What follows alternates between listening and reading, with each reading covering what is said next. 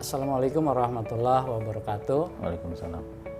Salam sehat buat pemirsa tribunnews.depok.com.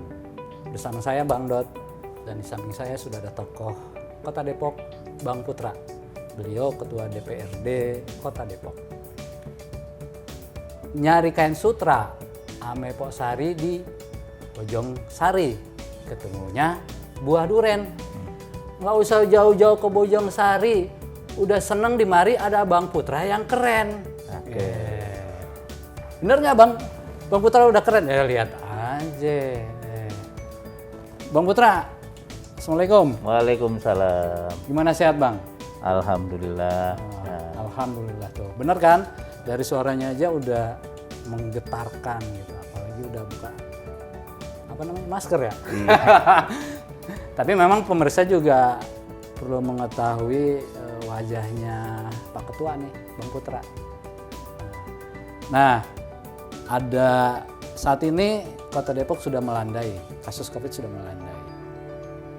Ini kabar gembira buat kita semua, buat warga Depok. Mungkin pada saat itu Bang Putra punya kisah menyedihkan atau kisah mengharukan yang dialami Bang Putra pada saat gelombang kedua varian Delta. Mungkin Bang Putra bisa cerita? Iya, terima kasih pemirsa tribunnews.depok.com, dan terima kasih Bang Dodi yang keren. Sama juga dong. Iya. Berkenaan dengan COVID ya, gelombang kedua yang di bulan Juni dan Juli ya. Iya. Ya kita merasakan memang wabah COVID-19 yang gelombang kedua ya, bentuknya Delta ya. Iya, varian Delta. Varian Delta ini juga luar biasa, dan ketidaksiapan kita terhadap wabah tersebut hadir di tengah-tengah kita, baik itu pemerintah, karena memang kehadirannya begitu tiba-tiba, itu pasca Idul Fitri ya. Idul Fitri, sehingga kemampuan dari bor rumah sakit itu di atas 100%. Iya, melebihi kapasitas. Dan IGD menjadi seperti apa? Barang mahal. Ya tempat pengungsian lah ya. Oh, pengungsian. Ya. Oh, IGD ya. Iya, IGD tempat pengungsian. Jadi tidak sanggupnya IGD menampung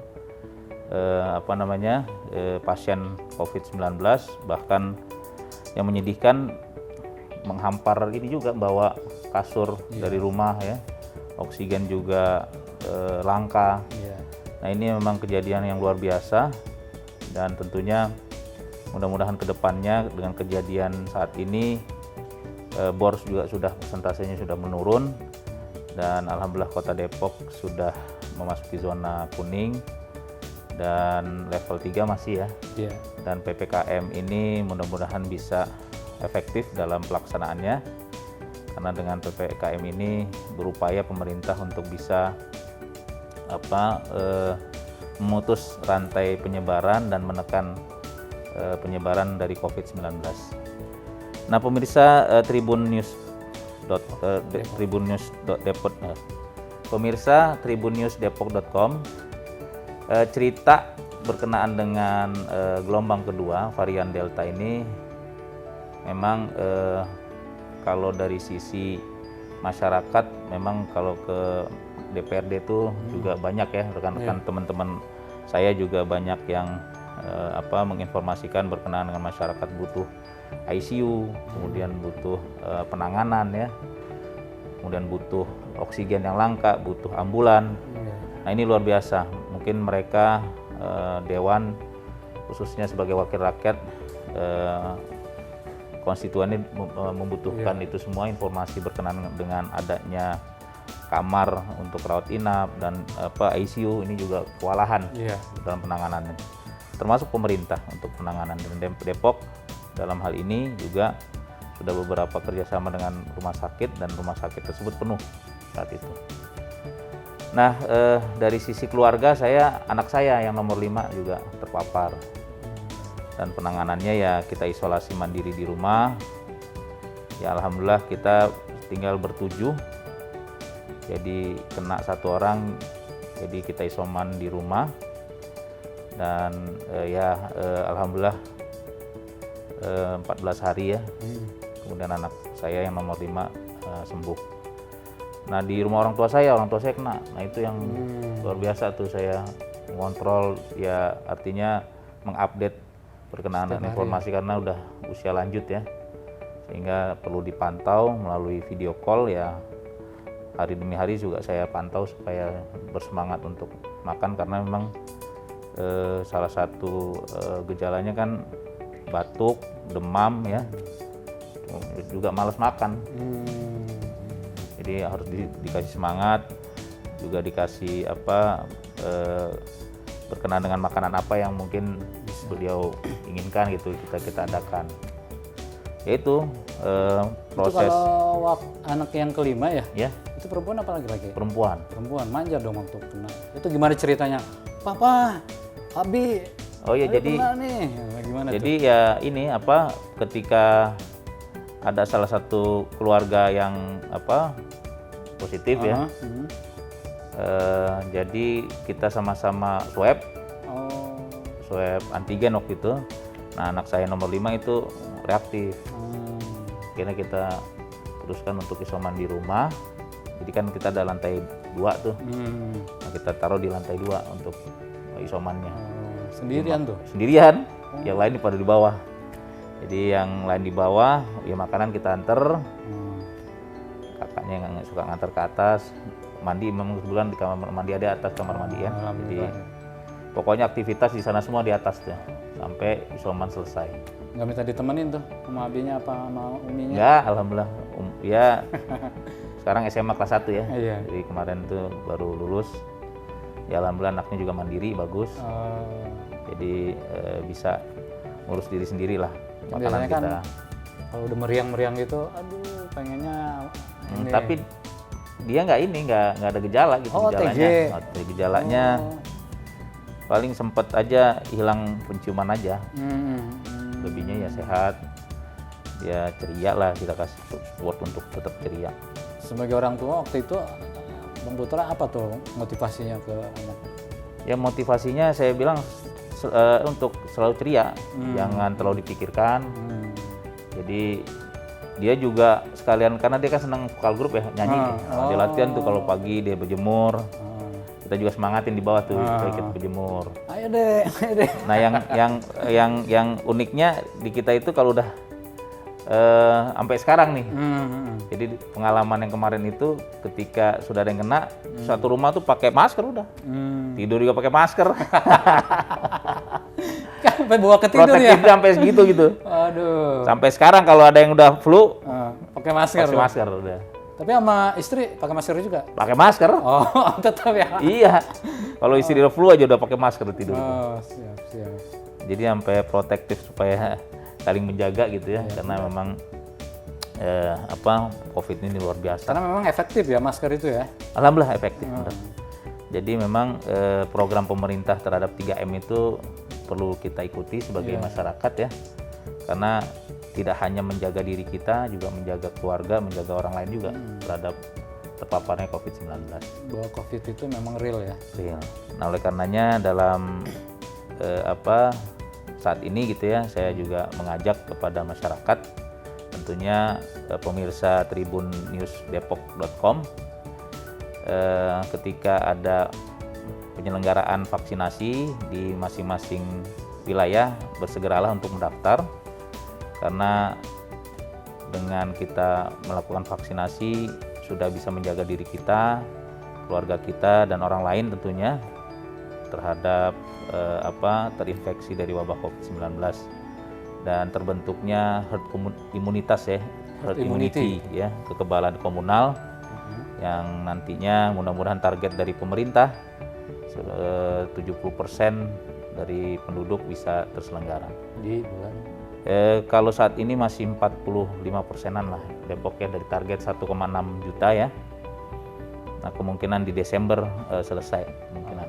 Kalau memang digesah secepat mungkin, kan udah mulai di sekolah ya dilakukan pelaksanaan vaksin. Tapi ya saya lihat alhamdulillah masyarakat sudah mulai care gitu ya, peduli, antusias terhadap vaksin ini.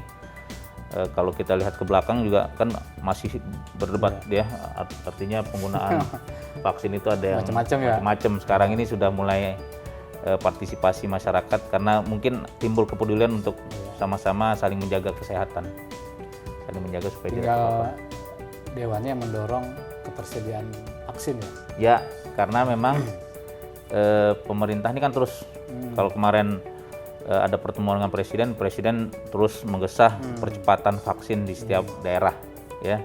Jadi misalkan habis minta lagi, jangan ada yang ditahan-tahan kan. Presiden bilang gitu kan. Habis ya alhamdulillah tetap harus habis, jangan ditahan. Nah, juga kemarin kita alhamdulillah dalam rangka juga momentum Dirgahayu DPRD yang ke-22 kita menyelenggarakan vaksinasi massal juga di DPRD sebanyak 1.000 orang. Itu dalam rangka juga kita mendukung program pemerintah vaksinasi nasional yang mudah-mudahan percepatan ya untuk herd immunity itu bisa dijalankan dengan baik. Ada lagi kah imunisasi vaksinasi? Ada nanti yang vaksinasi kedua sekitar tanggal berapa ya, 26 atau 27 gitu ya. Oh, September. Ya, karena kan kurang lebih harus 3 mingguan ya. Iya, sekarang 3 minggu ya. Nah itu.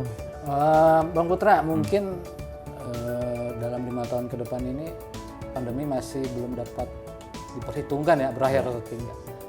Nah, saat ini Kota Depok sudah landai dan ekonomi sudah menggeliat. Apa yang akan didorong DPRD Kota Depok untuk membangkitkan ekonomi di Kota Depok? Mungkin clue-cluenya aja. Ya, pandemi ini memang pemirsa Tribun News pemirsa tribunnews.depok.com, pandemi ini memang berdampak cukup signifikan ya, baik dampak ekonomi, sosial ya, dan tentunya dengan melandainya ini juga kita jangan sampai kendor terhadap protokol kesehatan ya. Sekarang melandai kondisi zona kuning, jangan sampai nanti kita kepada zona orange lagi, kemudian zona merah. Nah ini dibutuhkan kepedulian dari masyarakat bahwa kita tetap melakukan protokol kesehatan dalam hal kebiasaan baru, menggunakan masker ya, kemudian mencuci tangan yang mungkin sebelumnya terpikirkan oleh kita. New normal lah ya, berkenaan dengan kehidupan kita.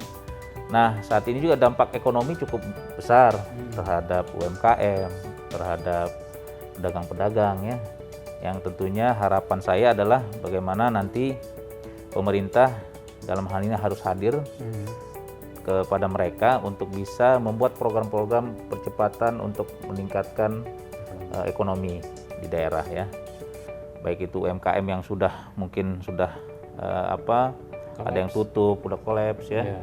Nah ini butuh juga dukungan pemerintah dalam bentuk nanti pembinaan yang harus ada, sehingga pembahasan di anggaran tentunya ada anggaran untuk dilakukan peningkatan terhadap UMKM. Dan ini juga termasuk dari program kampanyenya kepala daerah. Ya, salah satunya adalah startup 5.000 pengusaha baru dan 1.000 perempuan pengusaha. Nah ini program pemerintah yang harus didukung, juga DPRD juga harus mendukung, karena ini juga bagian dari membantu bangkitnya ekonomi ya. Karena ke depan ini pandemi ini belum tahu kita selesainya sampai kapan, tapi kita optimis bahwa pandemi ini segera berakhir, apalagi kalau target 70% ini bisa terselesaikan di Desember, insya Allah terbentuklah imunitas komunal ya, kekebalan komunal nanti.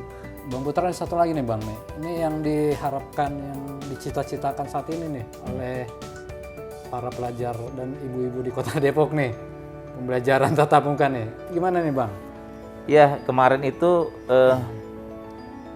sebetulnya pemerintah sudah menyediakan wifi gratis ya, untuk membantu adik-adik pelajar bisa belajar online. Jadi prediksi di Juni-Juli ini selesai, ternyata enggak kan. Makanya kemarin kita dalam pembahasan untuk menganggarkan kembali, dan ini kan juga bagian dari janji kampanye Iya, betul. kepala daerah Iya. terhadap wifi gratis. Nah, oleh karenanya kita menganggarkan kembali. Nah, kejenuhan memang ada ya, anak saya juga jenuh ya belajar di rumah, karena kan namanya anak-anak tidak hanya butuh belajar saja gitu kan, tapi butuh interaksi, butuh gaul mereka dengan sesamanya ya, butuh sosialisasi, karena dengan sosialisasi dengan teman-temannya terbentuklah ya karakter mereka. Ya. Nah, sekarang jenuh. Nah, oleh karenanya ini sekalian aja dengan yang itu ya, Iya. bahwa pembelajaran pertemuan ini tatap muka ya tetap harus diatur supaya tidak terjadi klaster baru Iya. untuk penyebaran wabah COVID ini, sehingga pemerintah dalam hal ini Dinas Pendidikan mungkin dengan komite sekolah ya, nanti juga dengan DPRD bisa memberikan solusi yang terbaik berkenaan dengan pengaturan jadwal pertemuan belajar. Mungkin kapasitas rombelnya sebanyak misalkan 40 orang. Nah, dimulai dengan 50% dulu untuk kehadiran. Itu harus dipantau benar tuh. Ya, harus kontrol karena kalau Luas gitu kan. loss dikena anak-anak kan. Tapi kan alhamdulillah sekarang juga sudah mulai masif terhadap vaksinasi pelajar ya. Sehingga mudah-mudahan dengan terbentuknya vaksinasi, pelaksanaan vaksinasi bisa berjalan dengan baik dan pelajar semua sudah bisa dilakukan vaksinasi. Itu PTM itu termasuk mahasiswa yang kayak kampus UI, Gunadarma, BSI. Iya, termasuk itu. Termasuk itu ya? Tapi kampus sekarang masih online. Iya, Sekarang masih sudah online. Tapi nantinya diatur untuk pertemuan tatap muka. Itu yang nganter pemerintah daerah? Kalau kampus enggak, kalau untuk SD, SMP, SMA ya pemerintah. Mulai dari TK ya, TK. Pemerintah itu nanti mengatur untuk pertemuan tatap muka. Oke. Demikian pemirsa tribunnews.depok.com, wawancara yang cukup hangat, cukup bermanfaat dari Bang Putra, tokoh kita dari Kota Depok. Semoga apa yang disampaikan Bang Putra menjadi informasi yang bermanfaat dan bisa mengubah kebiasaan warga Kota Depok untuk menghadapi new normal, kehidupan baru. Demikian pemirsa tribunnews.depok.com, semoga sehat selalu. Terima kasih Bang Putra. Sama-sama. Semoga Bang Putra sehat selalu. DPRD Kota Depok tambah maju, tambah oke, keren. Ya. Saya berpantun boleh? Silakan. Pemirsa tribunnews.depok.com, jalan-jalan ke daerah Marunda. Jangan lupa membeli lumpia. Walaupun wabah COVID-19 masih ada, semoga kita selalu sehat, semangat, dan bahagia. Cakep, keren. Demikian pemirsa Tribun News Depok. Assalamualaikum warahmatullahi wabarakatuh. Waalaikumsalam warahmatullahi wabarakatuh. Jangan lupa subscribe ya.